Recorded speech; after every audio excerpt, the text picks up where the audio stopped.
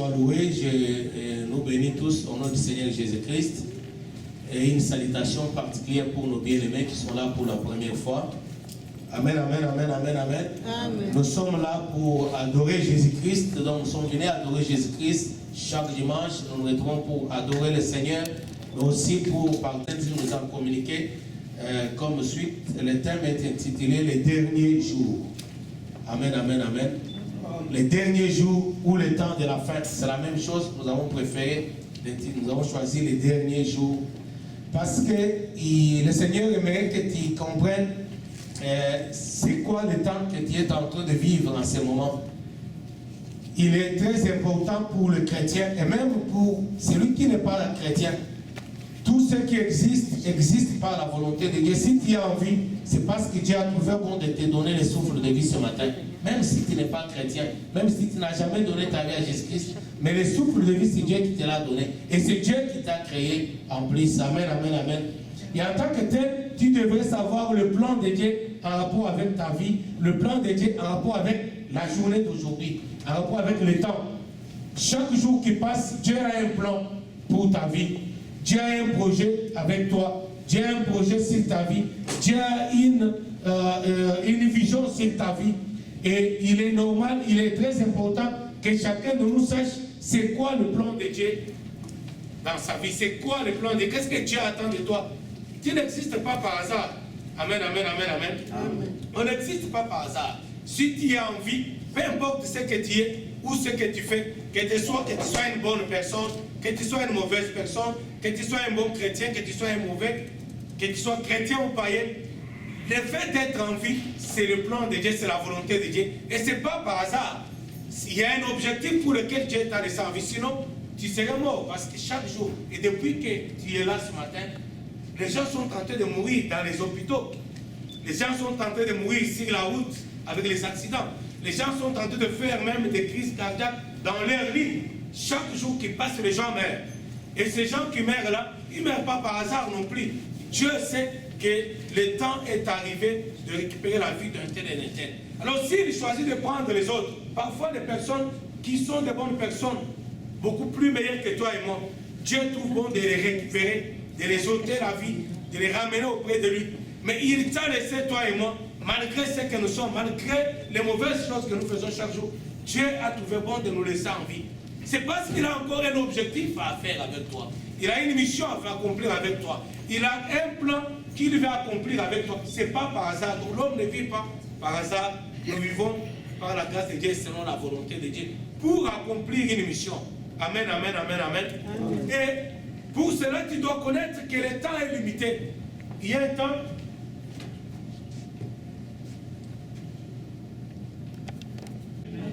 Donc il y a un temps pour chaque chose bien aimée. Et le temps est défini. Si tu vis sur la terre, sache qu'il y a un temps limité où Dieu t'a donné de vivre sur cette terre. Et pendant ce temps-là, il te laisse vivre parce que tu as un objectif à accomplir avec lui. Parce qu'il veut faire quelque chose par toi. Quelque chose qui aura pour intérêt ta propre vie d'abord, la vie de ta famille, mais la vie de la société dans laquelle tu vis. La société doit profiter de ta vie. Tu ne peux pas vivre en vain. Donc la société attend de toi quelque chose et tu es dans ce monde parce que tu as quelque chose à faire. Dieu va le faire au travers de toi. Amen, amen, amen. C'est pour cette raison que tu es encore en vie ce matin, pendant que les autres meurent. C'est pour cette raison que tu es en bonne santé ce matin. Et même si tu n'es pas en bonne santé, laisse-moi te dire que Dieu t'aime, malgré ce que tu es en train de vivre. C'est pour cette raison que tu es encore là ce matin. Peut-être que tu ne serais même pas là aujourd'hui. Du moins, tu ne serais pas ici. C'est pour cette raison que tu es là ce matin. Quand Dieu veut que tu comprennes qu'il a un objectif avec toi. Amen, amen, amen. Tu pouvais être ailleurs, tu pouvais être encore à la maison, ou bien tu pouvais aller faire je ne sais pas quoi aujourd'hui, c'est dimanche, tu t'es reposé pour recommencer la semaine. Et tu pouvais faire beaucoup de choses, dès que tu avais beaucoup de choses à faire. Tu pouvais aller visiter la famille. Donc, Dieu a trouvé bon que tu sois là. Même si tu es venu par ta propre volonté, c'est Dieu qui a fait que tu sois là. Amen, amen, amen, amen, amen. Je vais, bien aimé, te communiquer le plan de Dieu pour toi en ce temps de la fin. Pourquoi le temps de la fin? Pourquoi les derniers jours? Parce que comme je disais, Dieu a fixé une limite, il a fixé un temps pour chaque chose. Et quand on parle du dernier jour, selon la Bible, c'est le dernier jour, c'est-à-dire la mission que Dieu avait donnée aux apôtres, ou que Jésus-Christ avait laissé aux apôtres, d'aller de faire toutes les nations les disciples. Cette mission-là a un temps bien déterminé. Elle est en train d'aller vers la fin. Donc ce temps-là est limité. Et nous bénéficions de ce temps. Nous sommes de ce temps-là. Ça s'appelle le temps apostolique. Donc les apôtres que Jésus avait laissés, il leur avait laissé une mission, c'est de faire de toutes les nations les disciples. Et c'est ce que nous sommes en train de faire chaque jour. Mais ce temps-là tend vers la fin. En d'autres termes, nous parlons du dernier jour en rapport avec le retour de Jésus-Christ pour enlever l'Église. Quand il était avec nous, quand il était sur la terre, il a tout fait pour expliquer aux gens. Ah, il y a des gens qui sont perdus.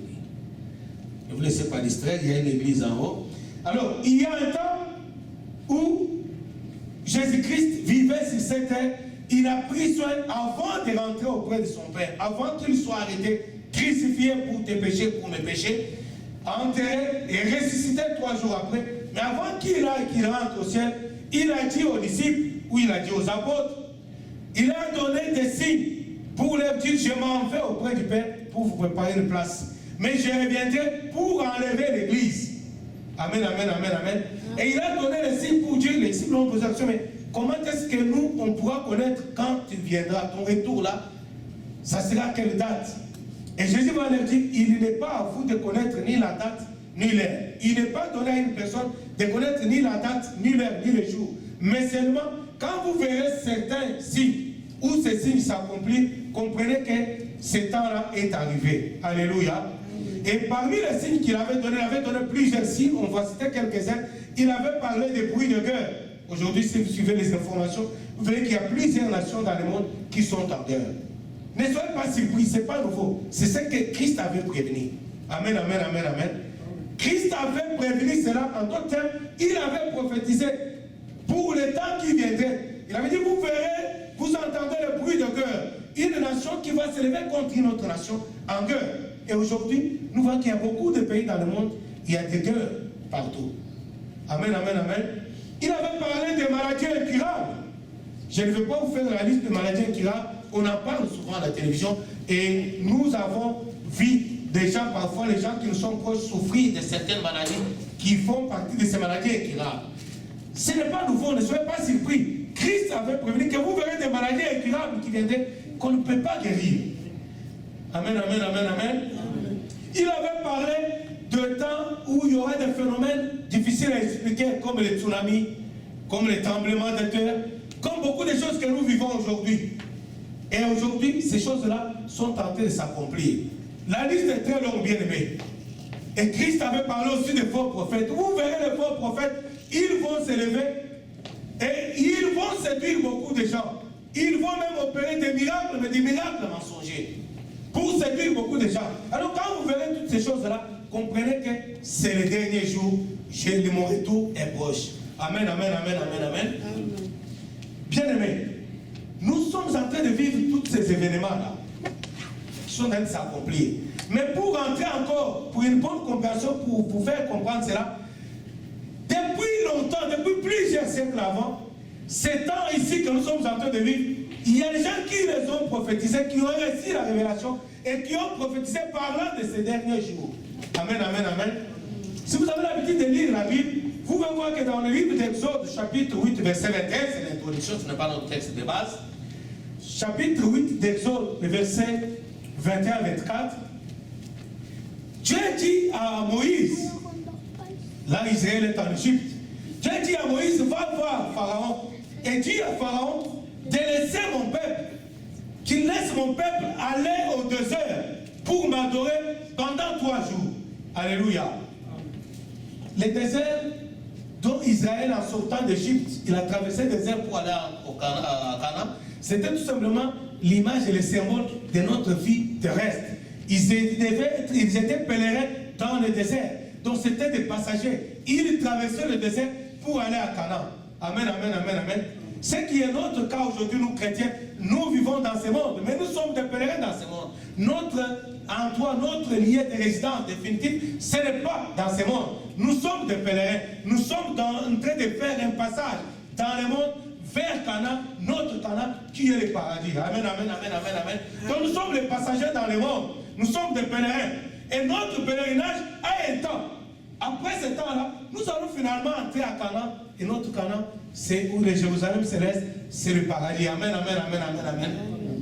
Et Dieu, comme du temps de Moïse, il a dit aussi au diable, et il continue à dire au diable aujourd'hui, libérez les gens que tu détiens dans la captivité, dans l'ivrognerie, dans la drogue, dans la prostitution. Les gens que les gens détiennent encore aujourd'hui comme païens dans l'ignorance, il doit les laisser partir. Et ces gens-là doivent avec nous traverser le désert. Alléluia. Adorer Dieu dans le désert. Mais la destination finale, ce n'était pas le désert pour Israël. La destination finale, c'était Canaan. Amen, amen, amen, amen. Et nous aussi, nous avons une destination finale qui n'est pas dans ce monde. Nous ne sommes que des passagers dans le monde. Et notre séjour dans ce monde, 3 jours. Amen, amen, amen. La Bible dit ceci. Un jour aux yeux de l'Éternel est comme 1000 jours. Alléluia. Un jour aux yeux de l'Éternel est comme 1000 jours. Et 1000 jours est comme un jour. Ça veut dire que 3 jours est comme 3000 ans. Alléluia. J'aimerais vous dire ceci, bien aimé. Nous sommes en train de vivre le 3e millénaire. La Bible ne l'écrit pas parce que Dieu a dit, ce n'est pas à vous de connaître les jours ni la date. Moi non plus, je ne connais pas les jours ni la date. Il faut faire attention, il y a des menteurs qui ont proclamé la fin du monde. Il n'y a personne qui connaît ni les jours, ni l'heure, ni la date. Mais seulement quand nous nous mettons à étudier ce que Dieu a dit lui-même dans la Bible, on se rend compte que nous sommes prêts de ces jours-là. Sauf que personne ne connaît les jours en question, ni la date. Mais nous sommes prêts. Amen, amen, amen.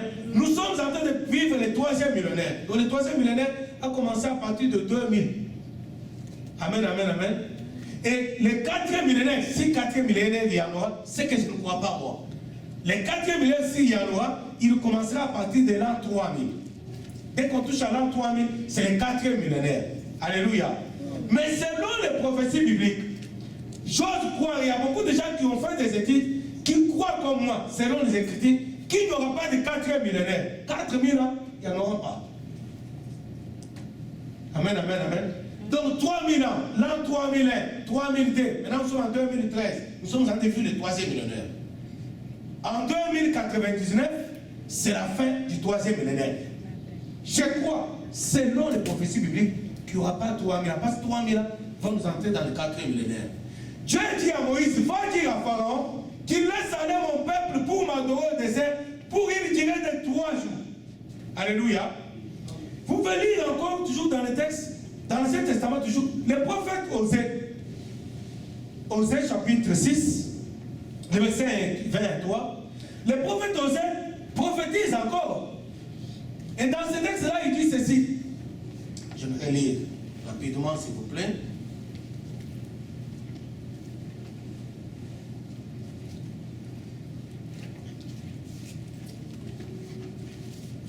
Osée chapitre 6, verset 1 à 3, nous lisons.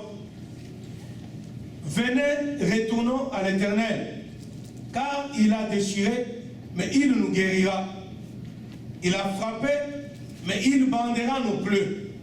Il nous rendra la vie dans 2 jours. Et le 3e jour, il nous relèvera.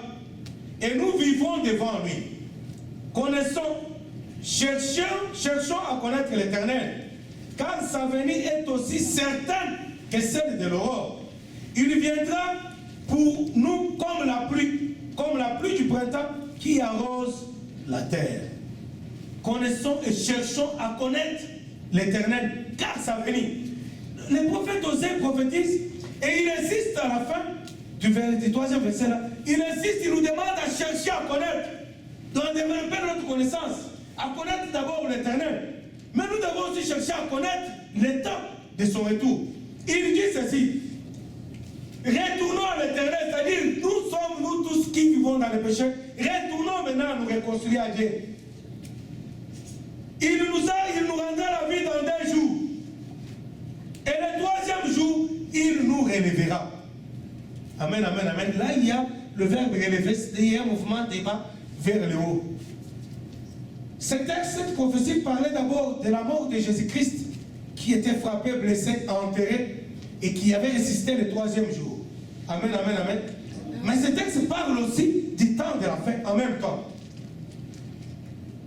Parce qu'il dit, à la deuxième partie du verset 2, le troisième jour, il nous révélera sur le pluriel. Il nous relèvera le troisième jour.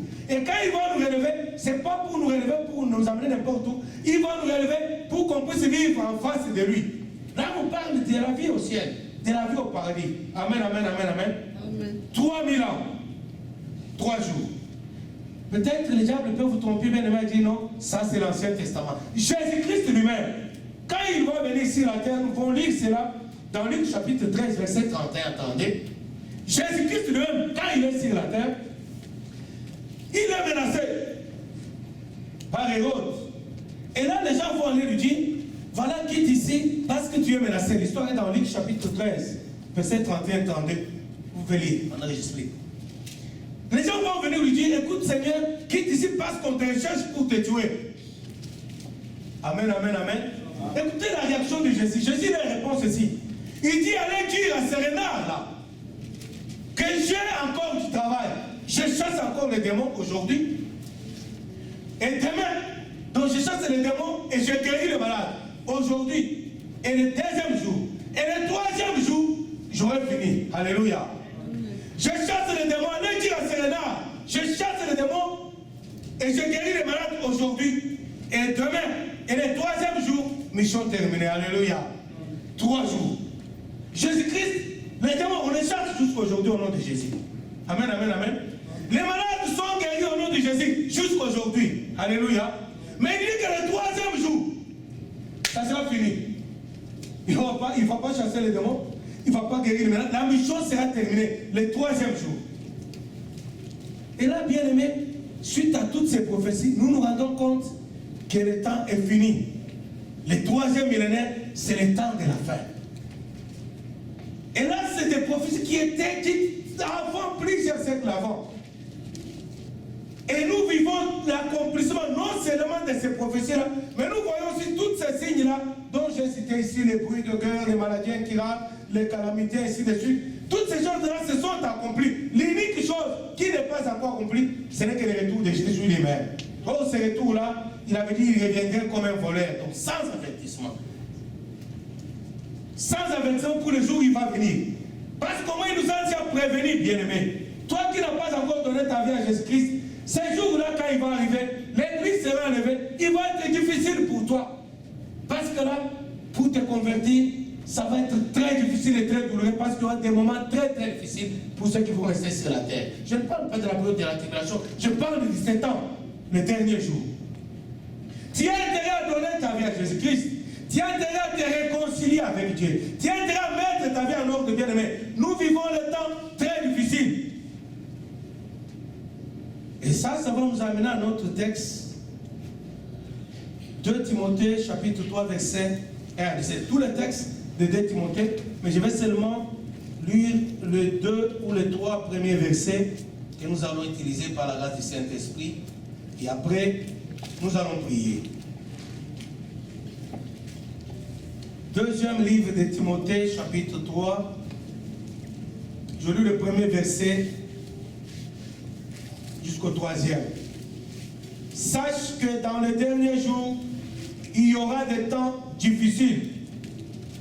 Car les hommes seront égoïstes, amis de l'argent, fanfarons, hautains, blasphémateurs, rebelles à leurs parents, ingrats, irreligieux, insensibles, déloyaux, calomniateurs, intempérants, cruels, ennemis des gens de bien. C'est tout le chapitre 3 qui nous concerne. Je vais expliquer pendant que vous pouvez vous considérer dans la Bible. Bien aimé, ce texte est écrit par l'apôtre Paul. Il interpelle Timothée en rapport avec les derniers jours. Amen, amen, amen, amen. Et ce texte, c'est un texte prophétique. Ce Timothée-là dont Paul écrit cette lettre n'a pas connu ce temps. Il n'est pas de notre temps ici. Il est déjà décédé depuis plusieurs siècles, depuis longtemps. Mais Paul lui écrit, il lui fait un récit, il lui écrit une prophétie qui devrait arriver au temps de la fin. Il dit, Timothée, je t'interpelle, il y aura un temps qui va arriver, les choses seront très difficiles. Bien-aimé, tu te rends compte un peu dans ta vie que les choses sont très difficiles. Tout est difficile. Paul l'a écrit, il était en prison. Donc quand il parlait que ça devait être difficile, lui-même vivait des moments très difficiles. Il était en prison à Rome. Pas parce qu'il avait volé, pas parce qu'il a tué. Tout simplement parce qu'on l'interdisait de parler de Jésus-Christ. Alléluia. On l'a arrêté, on l'a mis en prison. Et là, en prison, il passe lui-même des temps très difficiles. Il envoie une lettre à Timothée qui est à l'extérieur. Entre parenthèses, Timothée, le nom de Timothée, c'est un grec, il est d'origine grecque. Son père était grec et sa mère, elle est d'origine juive. Sa mère était juive, mais Timothée, il est grec parce que son père était grec. C'est Timothée-là, je ne sais pas, l'encyclopédie lui dit que son nom veut dire l'adorateur de Dieu. C'est lui qui adore Dieu. Je ne sais pas. C'est dans quelle langue cela veut-il dire comme ça? Est-ce que c'est en grec? Est-ce que c'est en hébreu? Je ne sais pas, mais on dit que son nom veut dire l'adorateur de l'Éternel, l'adorateur de Dieu. C'est ce que veut dire le nom de Timothée. Et Timothée, c'est un jeune homme que l'apôtre Paul avait évangélisé, amené à la foi. Il l'avait amené dans le Seigneur. Non seulement il l'avait amené dans la foi, mais il l'avait formé comme serviteur de Dieu. Et là, Paul est emprisonné. Il écrit à Timothée pour le prévenir. Il lui dit, sache que dans les derniers jours, il y aura des temps difficiles. Il y aura tellement de temps difficiles que les gens, les hommes, deviendront méchants. Mais Paul passait par le moment difficile, bien aimé.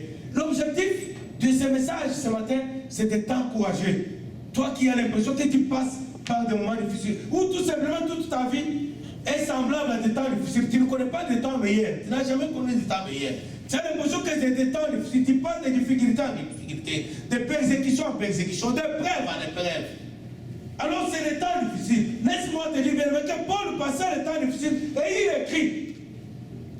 Il écrit à Timothée, pas pour Timothée, mais il écrit à Timothée pour nous. Sache que dans les derniers jours, il y aura des temps difficiles. Je ne sais pas si tu passes par quel temps, bien aimé. Mais dans ces temps difficiles, il y a beaucoup de choses qui nous montrent qu'il faut faire attention. Pourquoi? Je vais vous dire certaines choses, bien aimées. Il n'y a pas très longtemps, c'est la semaine passée, j'ai rencontré un couple de jeunes gens. Il y avait 4 jeunes. Je leur ai demandé leur âge. Le plus jeune avait 12 ans et le plus vieux avait 15 ans. Alléluia. Ils étaient en tenue d'uniforme, c'est comme s'ils venaient de l'école. Ils étaient tous en uniforme d'école. Et puis, ils étaient assis à côté de moi quelque part. Ils étaient en train de parler entre eux-mêmes. Dans les 2 minutes qu'on a fait ensemble avec eux, ils vont répéter les mots salope 8 fois. J'ai compté. C'est une salope. C'est une salope. Il y avait d'autres obscénités que je préfère ne pas vous dire ici. Mais j'ai compté les mots salope 8 fois. Alléluia. En tout cas, j'en avais marre. Finalement, je les ai interpellés. Laisse-moi vous dire, jeune fille, si tu as un copain, laisse-moi t'informer que quand ton copain est seul avec ses amis, il t'appelle salope. Alléluia. Parce que la salope dont il parlait, c'était la copine d'un de leurs. Le copain lui-même l'appelle salope. Toi qui as des copains, quand il est avec toi, il te dit je t'aime. Quand ils sont entre eux, ils t'appellent salope. C'est ce que je parle avec eux. Ils ont répété salope 8 fois. La salope, je ne peux pas parler d'autre chose. Je parlais de beaucoup de choses. Je ne veux pas parler d'autre chose. Salope, salope, salope 8 fois. J'ai interpellé les plus jeunes. 12 ans s'il vous plaît. Je lui ai demandé, mon ami, tu as quel âge? Alléluia. Il m'a dit, j'ai 12 ans. 12 ans. Pas celui qui avait cité le salope plusieurs fois. 12 ans. 12 ans. Il m'a dit, pourquoi? Je lui ai dit, parce que quand j'avais ton âge, je ne savais pas salope c'est quoi. Alléluia. Dans les derniers jours, il y aura des temps difficiles, bien aimés. Un enfant de 12 ans, écoutez son langage. Je lui dis, jeune homme, quand j'avais ton âge, je ne savais pas salope c'est quoi. Comment à 12 ans, tu peux parler salope plusieurs fois comme ça? Tous m'ont regardé comme si j'étais un extraterrestre. C'est-à-dire, ils m'ont dit, non mais c'est le langage de tout le monde. J'ai dit oui, c'est le langage de qui veut, pas le langage de tout le monde, c'est pas mon langage. Vous avez choisi que ce soit votre langage. Il ne faut pas dire que c'est le langage de tout le monde. Oh non, mais il y a beaucoup de gens qui parlent comme ça. Je dis oui, ce sont les gens qui ont choisi comme vous de parler comme ça. C'est un choix. Oh non, mais dans le pays où nous vivons, les circonstances, c'est le système dans le pays. J'ai dit, écoutez mes amis, parce qu'ils étaient tous immigrés. Il n'y avait pas un Québécois. C'était des immigrés, mais il y avait des Noirs parmi les groupes de 4. Mais ils étaient tous étrangers, donc immigrés. Ils ont nommé dans ce pays que nous avons immigré, c'est ça le système. Je veux dire, le pays ne vous impose pas le système. Tu choisis ce que tu veux choisir dans ce pays et tu rejettes ce que tu veux rejeter. Vous avez choisi ce système-là. Le pays ne vous a pas imposé. Salope, salope, salope, oui, fort. Alors, c'est qui la salope? Ils ont dit non, c'est la copine, c'est. Alléluia. Tu appelles ta copine salope. Et tu permets à tes amis d'appeler ta copine salope. Ils ont rigolé. Amen, amen, amen, amen. Écoutez bien, je leur ai dit ceci. Vous venez de l'école, ils disent oui, nous sommes en secondaire, c'est cela. Je leur ai dit, écoutez, vous avez la chance d'avoir des parents qui vous ont amené ici au Canada, qui vous envoient à l'école. J'aimerais que vous vous posiez la question. Quand vous aurez l'âge de vos parents, est-ce que vos enfants iront-ils à l'école? Parce qu'ils m'ont dit que le monde évolue. Vous allez me dire, non, toi tu n'as pas connu ça parce que quand tu étais dans votre temps, quand tu avais 12 ans, ce n'était pas à la page. J'ai dit oui, le monde évolue, pour le bien ou pour le mal. Et comme le monde évolue, nous quand nous avions votre âge, on ne parlait pas de salope. On ne connaissait même pas salope, ça veut dire quoi? Même à l'école primaire et secondaire, on ne voulait pas nous enseigner salope, c'est quoi? Parce qu'on ne voulait pas nous instruire de mauvaises choses. Mais vous, de votre temps, vous trouvez que c'est normal. À votre âge, vous parlez de salope. Si encore vous aurez la chance d'avoir l'âge de vos parents, c'est-à-dire que vous aurez aussi des enfants. Maintenant, j'aimerais que vous posiez la question maintenant. Est-ce que vos enfants, 12 ans, déjà vous parlez de salope, ça va évoluer encore de pire en pire. Est-ce que vos enfants iront-ils à l'école? Parce que comme vous savez, aller à l'école, c'est un choix. Un enfant peut dire à ses parents, je ne l'étudie pas. C'est vrai, n'est-ce pas? Ici, là, au Canada, personne ne va obliger de prendre avec l'enfant. L'enfant va dire, non, moi, je ne veux pas étudier. J'ai mon neveu qui était à l'université, 3e, pour faire son bac, très intelligent, et ses parents se sont endettés pour le faire étudier dans des écoles privées. Et quand il arrive à l'université, il travaille bien, les notes sont correctes, chaque année correcte. Et à l'année terminale, il a décidé d'abandonner les études parce qu'il veut faire de la musique hip-hop. Alléluia. Il a dit à ses parents, en tout cas cette histoire-là, c'est pas ma passion, je fais la musique. Et puis il a tressé les cheveux, et puis il met les boucles, et puis les pantalons plus bas, et puis chaque jour il a l'histoire dans les oreilles, il chante, il raconte les histoires. Les parents l'ont supplié, il te reste une année, finis seulement l'année et fais la musique. Il a dit pas question. Et ses parents m'ont appelé, est-ce que tu peux appeler, tu peux parler avec ton neveu? Qu'est-ce que je peux faire? Il a dit, c'est pas ma passion. Amen, amen, amen, amen. Et les parents étaient incapables, ils ont été incapables de l'imposer d'étudier. Parce que nous sommes au Québec, les choses évoluent, n'est-ce pas? Alors je dis aux jeunes gens là, comme les choses évoluent, est-ce que vous aurez un mot à dire sur vos enfants? Si déjà toi à 12 ans, tu parles de salope, tu trouves que c'est normal. Maintenant ton fils, il va parler de salope quand il aura 7 ans. Et à 12 ans, il va te dire, je ne veux pas aller étudier. Il va t'appeler comme. Alléluia. Voilà un peu le temps dans lequel nous vivons. Paul écrit à Timothée. Il dit, sache Timothée que dans les derniers jours, il y aura des temps difficiles. Donc il y aura des choses inexplicables. Pourquoi, bien-aimé? Parce que le diable sait que le temps est fini pour lui. Il a multiplié des stratégies. Il a multiplié des efforts pour amener beaucoup de gens avec lui en enfer. Amen, amen, amen, amen. C'est-à-dire que les choses qui étaient autrefois des scandales sont devenues normales. Ils sont officialisés. Aujourd'hui, tout ce qu'on faisait dans les secrets, maintenant on le fait au grand jour. Les sorciers se présentent au grand jour. Je ne sais pas ici si ça existe, mais à Johannesburg, j'ai visité l'église de Satan sur la terre. C'est plein là-bas. C'est écrit en grand, l'église de Satan. Satan Church ou quoi, là, pour ceux qui connaissent l'anglais. Et chaque dimanche, c'est plein là-bas. C'est à Johannesburg que vous pouvez vous renseigner. Ces gens-là, c'est ce que vous appelez un peu ici les Hells Angels, parce qu'ils s'habillent de la même chose, ils ont tous des motos avec des cuirs, avec des boutons, tout ça. Ils sont là-bas. Ils vont prier, c'est légal, c'est la journée, ils sont nombreux là-bas. Donc dans les derniers jours, il y aura tout un tas de choses que l'ennemi va mettre sur place pour amener beaucoup de gens avec lui. Amen, amen, amen, amen. Et parmi ces tas de choses, il y aura dans la vie normale, dans la vie, dans notre quotidien, il y aura des choses, tout va apparaître comme difficile. Pour avoir du travail, ça sera difficile. Pour avoir le mariage, ça sera difficile. Pour avoir telle chose, tout semblera être difficile. Amen, amen, amen. Et ça, c'est pour créer seulement un sentiment de découragement. Que les chrétiens, que ceux qui veulent suivre Jésus, se découragent tout simplement. C'est alors que Paul écrit à Timothée, il le prévient.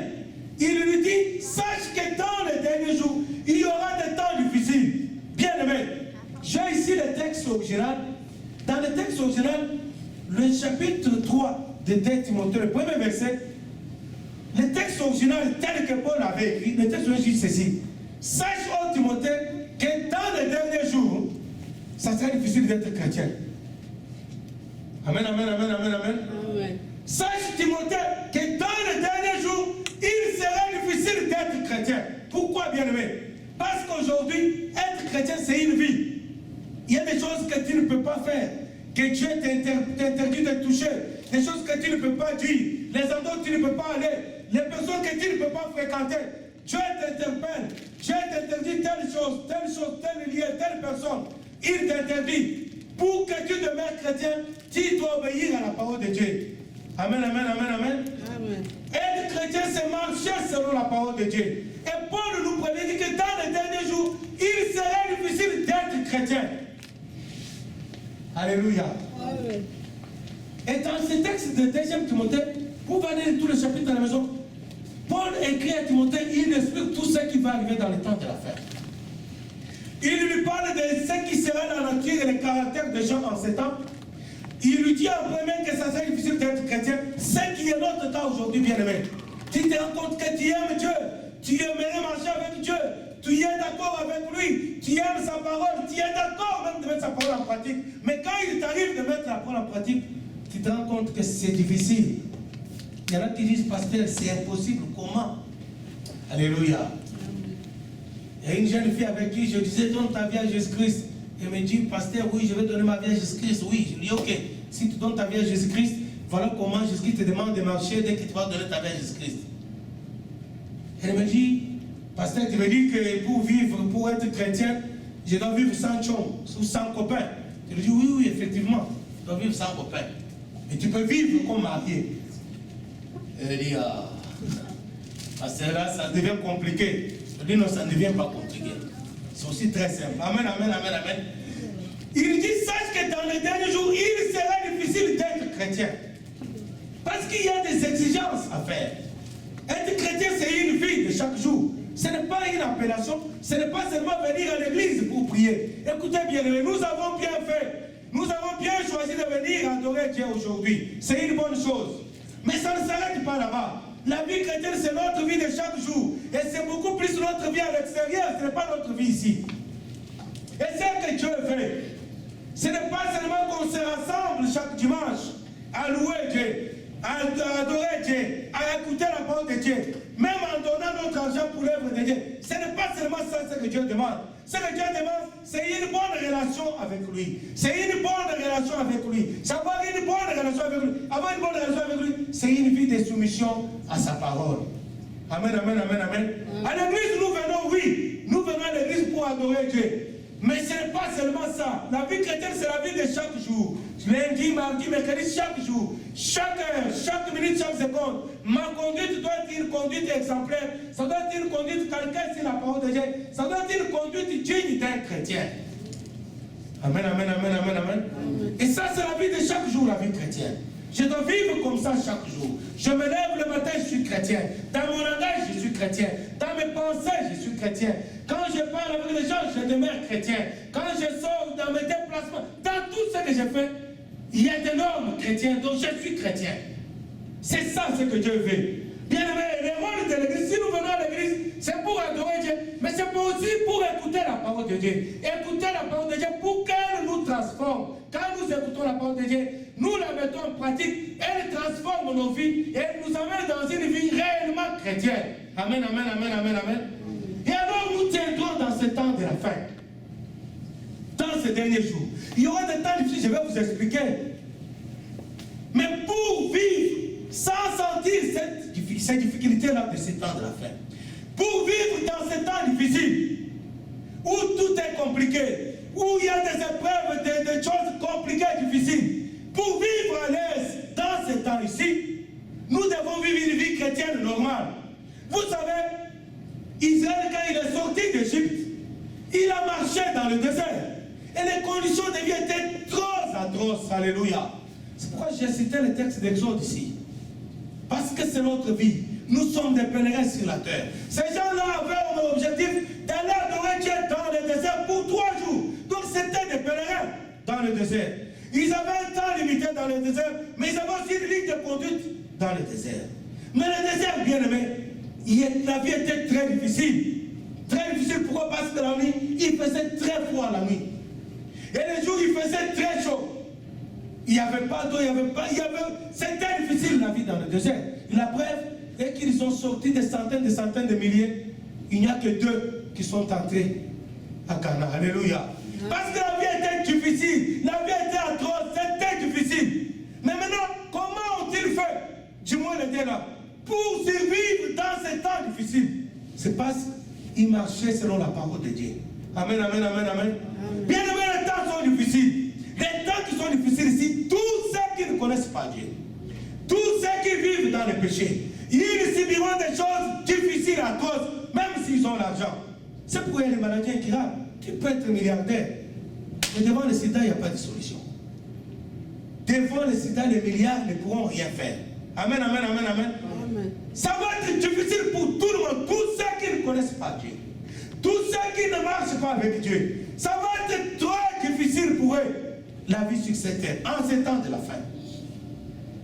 Et non seulement eux, mais aussi ceux qui appartiennent à Dieu, ceux qui ont donné la vie à Jésus-Christ, mais qui ont une vie en dehors de si. Dimanche, le matin, à l'église, il est chrétien ou chrétien, et le soir, dimanche, il est païen ou païen. C'est-à-dire, il est tantôt une vie, il y a des moments où il vit une vie correcte comme chrétien, il y a des moments où il vit une vie incorrecte comme païen. Et ça là aussi, bien qu'ils sont chrétiens, bien qu'ils vont venir à l'église, bien qu'ils vont donner leur argent pour Dieu, bien qu'ils feront tout un tas de choses, ils subiront les choses difficiles à tous dans ce monde. Parce que c'est la volonté de Dieu. Laisse-moi bien aimer te dire, sans te décourager, tu peux bien prier pour que les choses s'anormalisent dans le monde. C'est fini, bien aimé. Il n'y aura rien qui va aller en bien, tout va aller en mal. Parce que la parole de Dieu va s'accomplir. Amen, amen, amen, amen. Tout va aller de pire en mal. Les choses que vous voyez aujourd'hui, même si, regardez, les nations vont se mettre ensemble. Ils vont conjuguer les efforts. Ils vont mettre les moyens ensemble pour résoudre tel ou tel problème. Jusqu'aujourd'hui, les milliards qui ont été investis pour résoudre le problème du sida n'est pas résolu. Les milliards ont été investis dans des recherches pour résoudre le problème de diabète, pas de solution. Écoutez, ça sera comme ça, bien aimé. Je ne vais pas vous décourager. Il faut prier. Nous devons prier. Moi aussi, je prie. Mais la vérité est que ce que nous vivons ne changera pas. Ça sera comme ça parce que ça fait partie du plan de Dieu. Ce n'est pas que Dieu est ignorant de ce qui arrive sur la terre. Dieu sait ce qui arrive sur la terre. Mais lisons la Bible. Vous voyez que tout a été précédemment annoncé. Il n'y a rien qui nous vivons aujourd'hui qui n'a pas été dit dans la Bible. Ça sera comme ça. Elles seront épargnées. Ce n'est que ceux qui ont donné leur vie à Christ, mais aussi ceux qui marchent normalement une vie correcte avec Christ. Je vais vous expliquer cela, bien aimé. Je ne vais pas dire ceci, que quand il y aura crise économique, les chrétiens ont l'argent. Non, ce n'est pas ce que je vais dire. Je veux dire, quand il y aura crise économique, les chrétiens vivront dans la crise économique sans sentir la crise économique. Je ne sais pas si vous comprenez. Amen, amen, amen, amen. Amen. Je ne dis pas que les chrétiens, pendant la crise économique, ils vont gagner des millions. Non, ça c'est faux. Mais seulement pendant cette crise économique ou n'importe quelle crise, il y aura toujours une voie de sortie pour les chrétiens. Dans le désert, il n'y avait pas d'eau, il n'y avait pas à manger. Et quand il fallait manger ou quand il y avait un problème d'eau, il y a eu toujours une voie de sortie, il y a eu toujours une solution. Amen, amen, amen, amen. Parce qu'ils étaient avec Dieu. Est-ce que tu es avec Dieu? Être avec Dieu, c'est de marcher selon sa parole. Être avec Dieu, c'est marcher fidèlement à ce Dieu-là. Être avec Dieu, c'est passer du temps avec ce Dieu-là. Être avec Dieu, c'est servir ce Dieu-là. Même si les temps sont difficiles. Paul, quand il écrit à Timothée, les temps étaient difficiles pour lui, bien-aimé. Il est en prison. Pas parce qu'il a volé, parce qu'il osait prêcher Christ. on l'a mis en prison. Si c'était toi et moi, je me serais révolté. Mais c'est qui ce Dieu là? Je travaille pour lui, on m'arrête, il ne vient même pas me libérer. Alléluia. C'est ce que beaucoup de gens disent, bien-aimé. J'aimerais te dire, te donner la notion de la victoire chrétienne. La victoire chrétienne, je l'ai expliqué ici une fois. La vraie victoire chrétienne, ce n'est pas quand tu as un problème et que tu pries, Dieu intervient. Ça aussi, c'est une victoire. Amen, amen, amen. Mais la plus grande victoire chrétienne, c'est quand tu es dans le problème. Dieu n'intervient pas, mais tu restes fidèle à Dieu. Ça, tu as vaincu les problèmes. Je vais m'expliquer dans les détails. Amen, amen, amen, amen. C'est-à-dire, prenons l'exemple de Paul. Paul avait une maladie que la Bible n'a pas définie. Les gens ont spéculé, il y en a qui ont dit qu'il était aussi, il y en a qui ont donné tout un tas de choses, mais la Bible n'en parle pas. Et dans cette maladie, lui-même, Paul parle, dit, il a prié Dieu plusieurs fois. Et Dieu ne l'a pas guéri. Alléluia. Amen. Mais il est resté chrétien. Il est resté fidèle à ses recommandations, à toutes les recommandations de Dieu. Il est resté fidèle dans ses engagements. Il est resté fidèle à Dieu. Ça, c'est une grande victoire sur la maladie. Amen, amen, amen, amen. Amen. Je ne dis pas que nous devons prier et ne pas recevoir la guérison. Nous prions, Dieu nous guérit. Alléluia. Amen. Mais Dieu n'obéit pas à nos ordres. Dieu nous bénit parce que nous sommes ses enfants qui obéissent à ses ordres à lui. Alléluia. Amen. Dieu n'obéit pas à nos ordres, c'est-à-dire nous ordonnons, allez Dieu, je vais te guérir. Et puis lui l'obéit. Non, ça ne marche pas comme ça. Dieu nous bénit parce que nous obéissons à ses ordres. Nous lui sommes soumis. Et notre soumission envers Dieu fait que quand nous avons un problème, Dieu nous accorde cela par sa grâce comme bénédiction. Amen, amen, amen, amen, amen. Alors dans ces temps difficiles, bien-aimés, la vie sera plus aisée seulement ceux qui marchent dans la fidélité avec Dieu. Alléluia.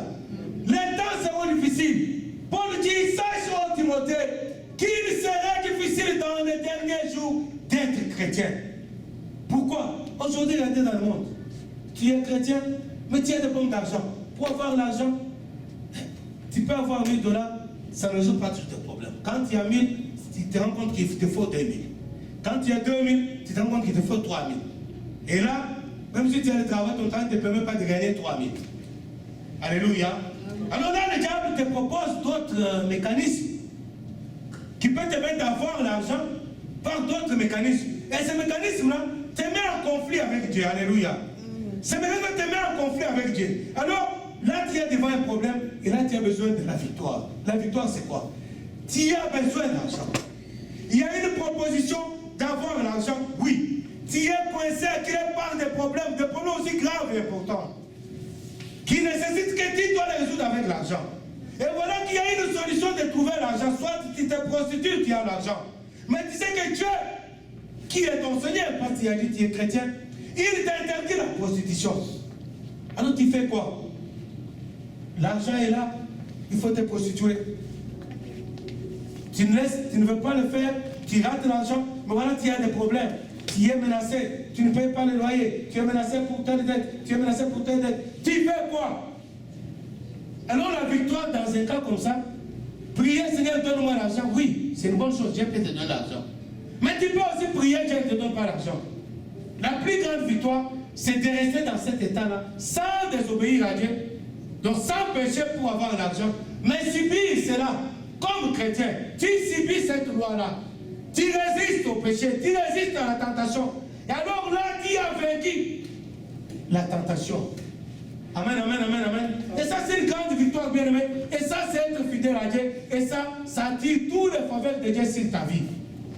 Alléluia. Il y a certaines choses que nous vivons tout simplement parce que Dieu veut prouver notre fidélité. Nous lui avons tant dit, Seigneur, je t'aime, Seigneur, je te loue, Seigneur, je t'adore, je donne mon argent pour ton travail, je fais ceci et cela pour toi. C'est bien. Mais cela ne prouve pas aussi la fidélité que tu as envers Dieu. Et certaines choses dans lesquelles nous subissons aujourd'hui, certains événements que nous sommes en train de vivre aujourd'hui, qui sont très difficiles pour nos vies, sont tout simplement l'épreuve que Dieu met devant nous pour éprouver et voir si tu es fidèle. Alléluia. Amen. Tu as besoin d'argent, oui. Tu as prié, oui. Tu as entendu et Dieu te regarde. Mais il ne donne pas. Il dit, je vais voir jusqu'où ira sa fidélité. Amen, amen, amen, amen. Amen. Je pense que vous connaissez l'histoire de Job. Job, c'est un homme très fidèle envers Dieu. Mais malgré sa fidélité envers Dieu, le diable va faire un défi avec Dieu. Écoute, il faut détruire tous les biens de Job. il faut détruire sa santé, et tu vas voir Job plutôt va te lâcher. Job va devenir infidèle. Dieu a permis cela. Job était fidèle envers Dieu, il était serviteur de Dieu. Et Dieu était là, il a vu Job souffrir. Et Job a prié, Dieu n'a pas réagi. Pourquoi Dieu voulait voir jusqu'où ira la fidélité de Job. Peut-être, bien-aimé, tu es dans des problèmes. Tu as un problème ou plusieurs problèmes. Et tu as prié, il n'y a pas de solution. Dieu veut tout simplement voir jusqu'où tu seras fidèle. Jusqu'où tu seras fidèle. La Bible déclare, c'est lui qui persévérera jusqu'à la fin. Hier, nous étions en jeûne de prière ici. Je parlais avec le frère. C'est lui qui persévérera jusqu'à la fin. Pourquoi la Bible dit jusqu'à la fin? Ça veut dire que si la Bible souligne celui qui persévérera jusqu'à la fin sera sauvé. Ça veut dire qu'il y en aura qui vont persévérer, mais pas jusqu'à la fin. Alléluia. Amen. Celui qui persévérera jusqu'à la fin sera sauvé. Il n'y a de salut que si on persévère jusqu'à la fin. Persévérer dans la fidélité. Persévérer dans la crainte de Dieu. Persévérer dans la soumission à la parole de Dieu. Persévérer à servir Dieu jusqu'à la fin. Alors celui-là sera sauvé. En d'autres termes, il y en aura qui vont persévérer, mais pas jusqu'à la fin. Et malheureusement, c'est ça ton cas, Élémé. C'est ça notre cas, nous, les chrétiens d'aujourd'hui. Nous persévérons un peu. Et quand ça devient difficile, nous lâchons. Laisse-moi te dire, bien-aimé, plus ça devient difficile, plus Dieu est tout près de toi. Tu peux aller lire dans la Bible. Tu peux aller considérer dans la Bible. Il y a des gens qui ont connu beaucoup de temps très difficiles. Et plus les choses devenaient atroces dans leur vie, plus Dieu était juste à côté. Et après, ils ont résisté et Dieu les a visités. Vous pouvez aller lire l'histoire de Moïse, tout le monde le connaît. Moïse a été condamné à mort en Égypte. Il a fui, il est allé se cacher au désert. Et là, au désert, il a souffert. Il a souffert l'humiliation. Lui qui était élevé dans le palais royal, il va souffrir comme berger dans le désert. Et c'est pendant ce temps de qui avait duré 40 ans que Dieu va venir vivre. Dieu va venir se montrer à Moïse. Face à face, Moïse va voir Dieu. Je ne sais pas tes épreuves dire combien de temps, bien-aimé. Mais laisse-moi te dire que si tu restes fidèle, Dieu va venir te visiter là. Dieu te visitera un jour. Dieu te visitera un jour. Laisse-moi te dire, bien-aimé, ce soir peut-être, Dieu va te visiter. Est-ce que tu as déjà lâché ce matin? Ça peut être demain, ton jour de rendez-vous avec Dieu. Est-ce que tu vas lâcher ce soir? Dieu va te visiter. Il a visité Moïse pendant qu'il passait le moment très difficile. Mais il n'y a pas que Moïse. Il y a les 3 amis de Daniel. Shadrach, Meshach, Abednego. Ils étaient fidèles à Dieu, mais ils vont se retrouver devant un problème. On va les menacer. Écoutez, si vous continuez à être fidèles à Dieu, on va vous lier, on va vous mettre dans la fournaise ardente. Et la Bible déclare qu'avant qu'on les jette dans la fournaise ardente, on a chauffé la fournaise 7 fois plus qu'elle l'était avant. Pour les intimider, les pousser à désobéir à Dieu. Ils sont restés fidèles. Pendant qu'on chauffait 7 fois, écoutez bien, peut-être dans ta vie, ça chauffe encore beaucoup plus qu'avant ton problème. Mais tu es tout prêt, tu es déjà prêt à intervenir. Ça, tu ne le sais pas. Les 3 amis de Daniel ne savaient pas que Dieu allait intervenir. Mais dès qu'on les a jetés dans le feu, la Bible déclare tout de suite après que les rois même qui les avaient jetés dans le feu, qui avaient ordonné qu'on les jette dans le feu, ils vont voir dans le feu. Il dit, regardez, on a mis dans ce feu 3 personnes liées. Est-ce que c'est vrai? Et tout son ami dit, oui, c'est vrai, on a lié 3 personnes, les a mis dans le feu. Il dit, mais regardez bien, je regarde dans le feu, je vois 4 personnes qui ne sont pas liées. Alléluia. Bien-aimé dans le Seigneur, qui est lié à quoi? Tu as fait beaucoup de démarches, délivrance. On t'a délié, des liens, mais ta vie reste la même. Pourquoi? Ces 3 amis de Daniel étaient liés. On les a mis dans le feu, liés. Et là, dans le feu, le roi dit, je vois 4 personnes. Première chose, non seulement ils sont dans le feu, ils sont les mains libres. Non, ils ne sont pas liés. Les liens qu'on les a liés là n'existent pas. Ils sont coupés. Deuxième chose, le feu semble n'avoir aucun effet sur leur corps. Pourquoi? Parce qu'ils marchaient dans le feu. Amen, amen, amen, amen, amen. Et ils sont 4. Et la 4e personne, son visage est semblable au visage du Fils du Dieu très haut. Alléluia. Bien-aimé, dans tes épreuves, si tu demeures fidèle, crie Christ va descendre là. Tu ne seras pas seul. Ces 3 amis de Daniel, ils sont restés fidèles. Ils ont pesé malgré la menace, malgré que la fournaise était chauffée cette fois, malgré que ça s'est empiré cette fois dans leur vie, ils ont demeuré fidèles, mais dans les conditions difficiles. Et à cause de leur fidélité, Dieu est descendu. C'est quoi ton problème, bien-aimé? Jésus-Christ peut descendre dans ta vie aujourd'hui à cause de ta fidélité, dans les moments difficiles. Parce qu'il y a des gens qui sont fidèles seulement quand tout va bien. Non, je parle de la fidélité dans les temps difficiles. Christ peut descendre dans ta vie, bien-aimé. Il l'a fait avec les 3 amis de Daniel. Ils ont vu la quatrième personne avec le visage comme le Fils du Dieu très haut. Ils étaient les mains déliées. Il n'y avait pas de lien. Ils étaient délivrés. Pourquoi? Leur fidélité a fait que Christ lui-même vienne les délier. Tu as couru derrière beaucoup de serviteurs de Dieu. Tu as suivi plusieurs délivrances, tu es même tombé. Mais quand tu te lèves dans ta vie de chaque jour, les mêmes problèmes continuent à rester. Christ peut descendre pour te délier lui-même. Pas à cause d'un serviteur de Dieu, mais à cause de ta fidélité. Dans les derniers jours, sache, ô Timothée, qu'il sera difficile d'être chrétien. Dieu nous a donné ce message pour nous exhorter, pour nous encourager. Plus ça devient difficile, plus la solution est prête, bien-aimé. Ne te décourage pas. Et si tu t'es déjà découragé, Dieu ne te condamne pas. Gloire à Dieu. Tu peux toujours te réconcilier avec lui. Tu peux toujours revenir en arrière. Tu peux toujours prendre encore une bonne décision de foncer avec Dieu. Les épreuves, il y en aura toujours. C'est pourquoi Paul prévient Timothée. Il dit qu'il y aura des temps difficiles. Je vais lire le texte, on va terminer dans 10 minutes. Excusez-moi, nous sommes à la fin. 2 Timothée chapitre 3, à partir du point verset, j'ai lu les 3 premiers, je continue avec le 4e.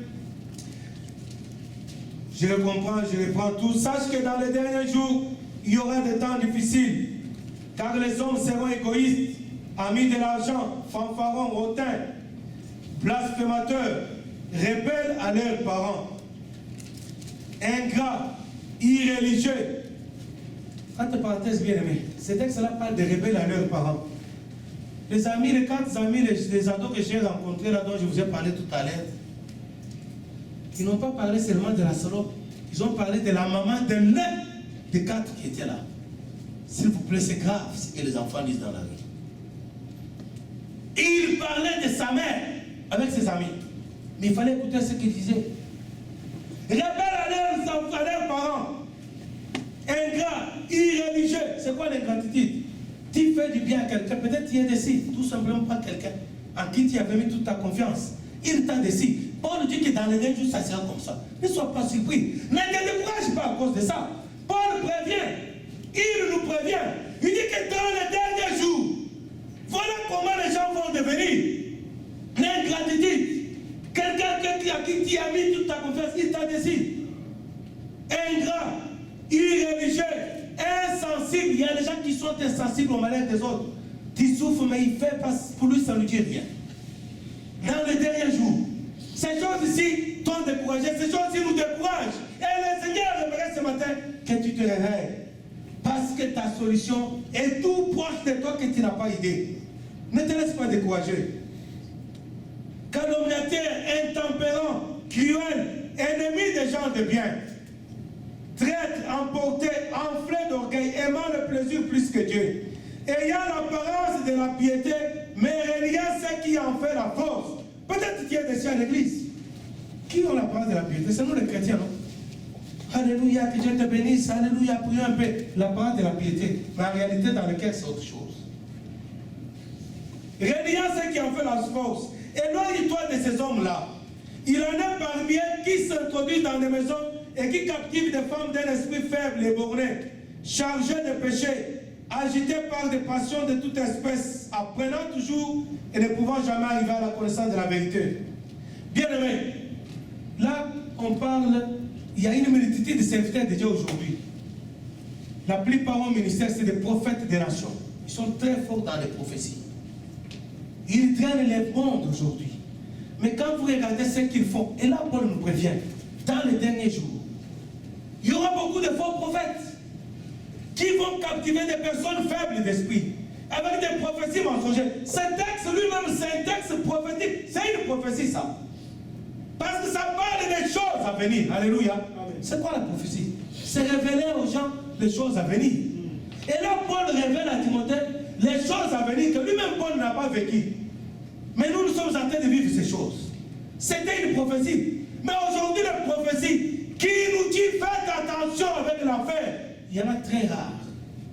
Les prophéties qui nous disent faites attention aujourd'hui, on voit te prophétiser. Tu as un problème, tu vis dans le péché, mais on te promet une chose meilleure. On te met que le jour meilleur. Oh, alléluia, ma sœur, je vois que tu aimes, alléluia. Ça, ça me fait. C'est un mensonge. Laissez-moi vous dire, bien aimé, la prophétie biblique dit ceci. Dans les derniers jours, il y aura des temps difficiles. Faites attention aux prophéties qui viennent vous dire, alléluia, j'ai vu que le Canada prospérait, alléluia. Ça, c'est mensonge. Faites attention aux prophéties qui vous disent, oh non, j'ai vu que c'est ça. Je ne veux pas citer le pays. Moi, j'ai dit à certains compatriotes, écoutez, avant de prier, c'est bien beau de prier. Mais cherchons à savoir quel est le plan de Dieu. Qu'est-ce que Dieu dit, Dieu pense de ce qui arrive dans notre pays? Qu'est-ce que Dieu pense que Dieu dort? Dieu ne dort jamais. Alors, toutes ces choses-là qui traînent, où est Dieu? Il faut chercher à connaître d'abord la volonté de Dieu. Parce qu'il y a certaines choses mauvaises, malheureuses, mais que Dieu a décidé que cela s'accomplisse comme ça. Ce n'est pas toi qui vas changer sa volonté. Vous connaissez Jésus-Christ? Quand il est venu sur la terre, il connaissait la volonté de Dieu. Il savait qu'il devait aller à la croix et souffrir. Il le savait. Mais en tant qu'humain, parce qu'il était 100% homme et 100% Dieu. En Gethsémani, il va commencer à prier. Et là, il va voir toutes les atrocités qu'il allait subir. Il va dire, Seigneur, éloigne de moi ces choses-ci. Alléluia. Mais il a pris soin de Dieu. Toutefois, Seigneur, selon ta volonté. Alléluia. Or, la volonté de Dieu, c'était que bien qu'il soit fils de Dieu, qu'il aille souffrir à la croix. Bien aimé, s'il y a des prophéties qui te promettent mot et merveille, la Bible dit, quand le monde dira paix, paix, paix sur la terre, alors viendra la fin. Faites très attention. Alors ce prophète-là, il nous prophétise des choses qui nous font du bien, parce qu'à la fin, il nous demande de l'argent. C'est ça la vérité. Alors comme ils savent que la finalité de ces prophéties, il faut c'est de l'arnaque, il faut que je donne l'argent, il est obligé de me dire les bonnes choses. Comme ça, s'ils vont me faire du bien, je serai content, je vais lui donner l'argent quand il va finalement demander l'argent. Parce que s'il me dit, écoute, toi en tête, tu es pécheur. Répands-toi. Quand Jésus rentre bientôt, alléluia, ça va être difficile à la fin qu'il vienne me demander l'argent. Alors il y a plein de prophètes. J'en ai vu un sur Internet dernièrement. C'est de la magie tout simplement, bien aimé. C'est de la divination. Il raconte des choses. Un dimanche comme celui-ci où il n'y a pas de prédication, il n'y a rien. Il conseille toi là. Dans ta famille. Et puis, c'est de la divination, ce n'est même pas de prophétie. Il commence, toi là, est-ce que dans ta famille, ton grand-père, si tu regardes bien dans tes grands-pères, il y avait ton grand-père qui avait tel problème. Alléluia. Et les gens naïfs, les gens de l'esprit faible, ils se laissent, et là ils se mettent à genoux devant Messieurs. C'est extraordinaire des choses qui se passent. Sachez que dans les derniers jours, il y aura des temps difficiles. Il y a des faux prophètes. Le texte de 2 Timothée chapitre 3, à la fin, parle de ces gens-là. Qui vont s'infiltrer dans des maisons pour captiver des femmes d'un esprit faible. Et quand la Bible parle de s'infiltrer, c'est un mouvement d'infiltration, c'est un mouvement de serpent. Alléluia. Or, le serpent, c'est le symbole du diable. Ce sont les agents du diable. Ils viennent avec des rises. Ils vont s'infiltrer parmi nous. Aujourd'hui, ils sont dans les églises. Ils prophétisent des mensonges. Les prophéties ont des destinées, des objectifs. Ils te prophétisent des bonnes choses pour te soutirer l'argent ou alors pour t'isoler, te séparer de tout le monde qui peut réveiller ton attention. Ils vont te prendre comme une proie. Ils vont te prendre en otage. Ils vont te donner des prophéties qui vont te diviser avec tes parents. Ils vont te donner des prophéties qui vont te diviser avec ta famille. Ils vont te donner des prophéties qui vont te dire tout ça qui peuvent te tirer les autres pour que tu te réveilles. Et à la fin, tu seras sa proie. Tu ne vas obéir qu'à lui. Il y a des gens qui vivent comme ça. Il est ici au Canada. Pour faire quelque chose, il appelle un prophète en Afrique ou en Inde ou je ne sais pas où. Et le prophète dit non, non, non, ne va pas. Il ne va pas. Ne fait pas, il ne fait pas. Il ne dépend pas de Dieu, il dépend de cette personne. Des prophéties qui divisent. Oh, ta mère est sorcière. Oh, ton père, ceci et cela. Fais attention avec ton homme. Fais attention avec ton ami. Fais attention avec tout tout le monde, sauf pas avec lui-même. Alléluia. Fais attention avec tout le monde. Alors quand quelqu'un te dit fais attention avec ta mère, c'est-à-dire n'envoie pas l'argent à tes parents. Fais attention avec tes amis, ne donne pas à tes amis. Fais attention avec ton frère, il est sataniste, ne donne pas à ton frère. Maintenant, il reste la seule personne à laquelle il ne faut pas faire attention, c'est lui. Amen, amen, amen. Tu deviens sa proie. Dans les derniers jours, il y aura des temps difficiles. Et il y aura des faux prophètes qui vont se lever, qui vont s'infiltrer avec des fausses prophéties, avec des enseignements mensongers, pour séduire et prendre les gens en otage. Alors, l'apôtre nous prévient, c'est notre temps bien-aimé. Est-ce que tu es découragé? Oui, tu es découragé. Est-ce que tu es abattu? Oui, tu te sens abattu. Tu en as marre, tu ne sais pas quoi faire. Tu as beaucoup prié, fatigué même de prier. Peut-être tu es fatigué de déception des gens. Mais il y en a qui sont fatigués tout simplement de prier. Il a prié, il a prié, il a prié. Il en a marre. Alléluia. En d'autres termes, il s'est dit, Dieu est là-dessus. Même s'il ne le dit pas ouvertement. Il est fatigué, il a beaucoup prié, puis il en a marre. Dieu t'interpelle ce matin, bien-aimé, ne te décourage pas. Relève-toi. Il a cité toute une liste des hommes et des choses qui peuvent nous décourager.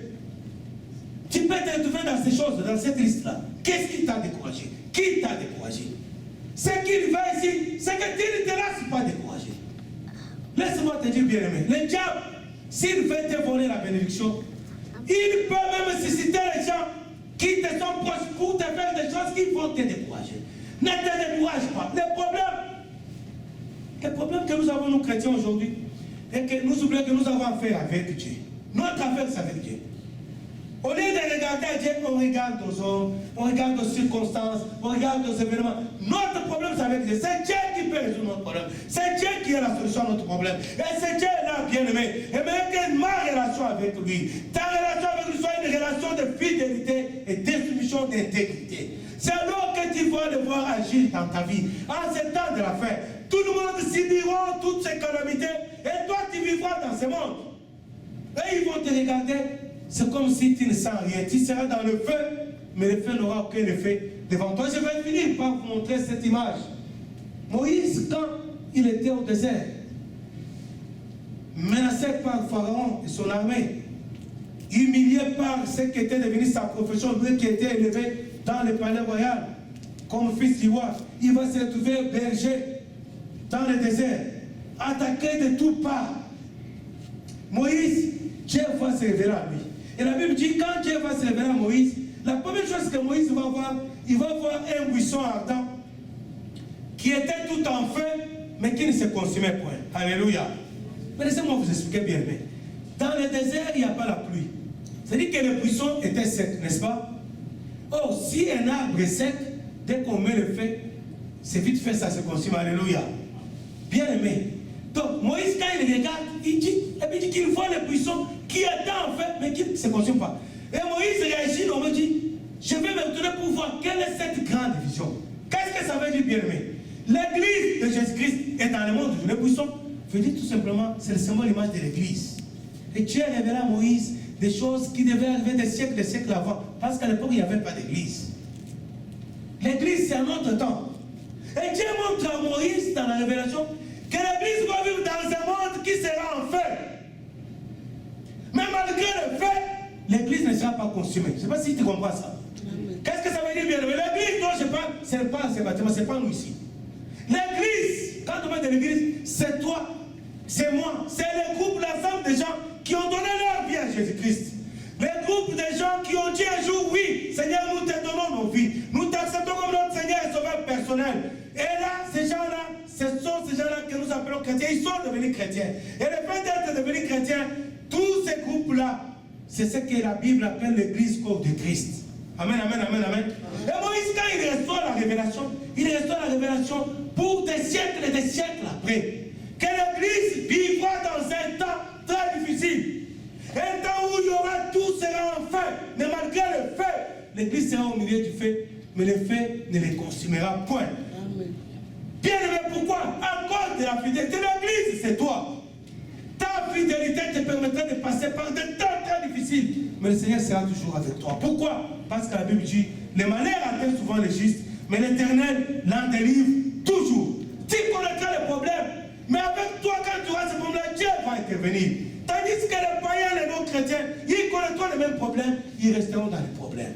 Moïse va voir les buissons dans le feu. Les buissons ne se consomment point. Bien-aimé dans le Seigneur, tu fais partie de l'Église. Regardez quels sont les avantages que Dieu a mis à ta disposition.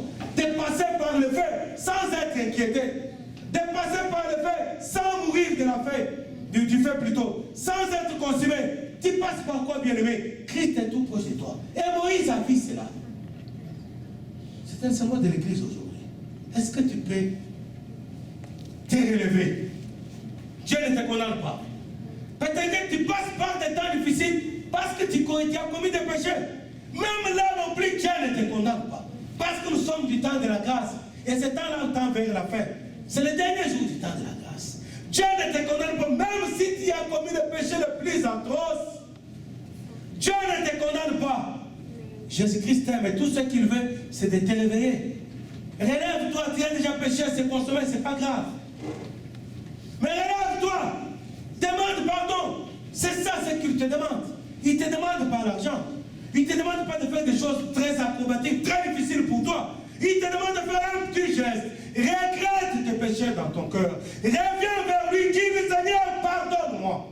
Et tout de suite après, tu as demandé pardon. Si c'est un pardon qui vient du fond de ton cœur, si tu es sincère, tout de suite il te pardonne. Il ne va pas te pardonner ce soir. C'est tout de suite.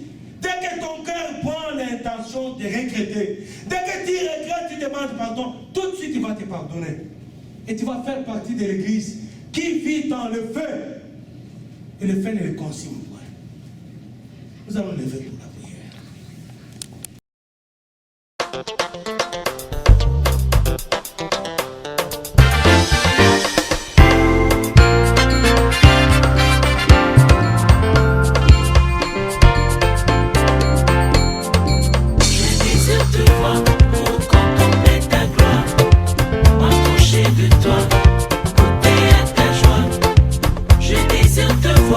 Avec soif de te revoir, de tout cœur je crois.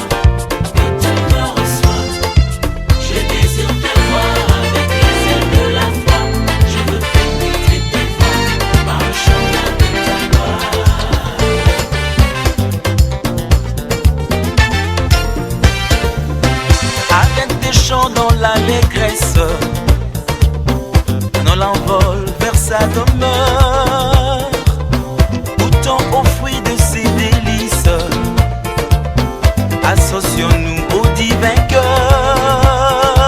Empruntons le riz de son bercail, ce sont ses anges qui nous accueillent. Ensemble nous voulons monter pour contempler sa majesté. Dans ce cortège de la gloire, il transporte le roi des rois. Je désire te voir pour contempler ta gloire, m'approcher de toi, goûter à ta joie. Je désire te voir avec soif de te revoir. De tout cœur je crois que tu me reçois. Je désire te voir avec les ailes de la foi. Je veux pénétrer tes voies par le chemin de ta gloire.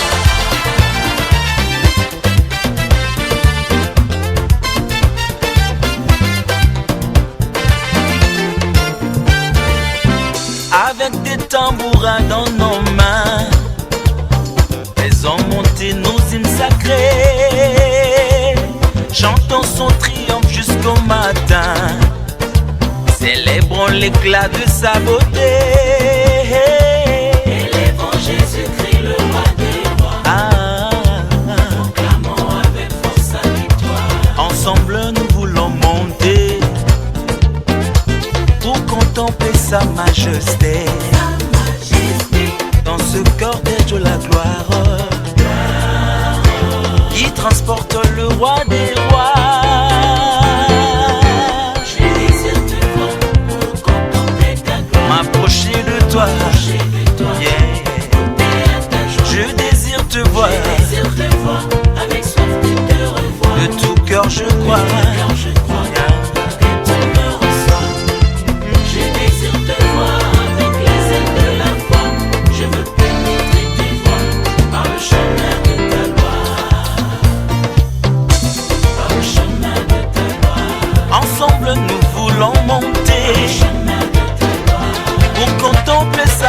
majesté. Dans ce cortège de la gloire, il transporte le roi des rois. Jésus-Christ le roi, Jésus-Christ le roi, il est le roi des rois. Jésus-Christ le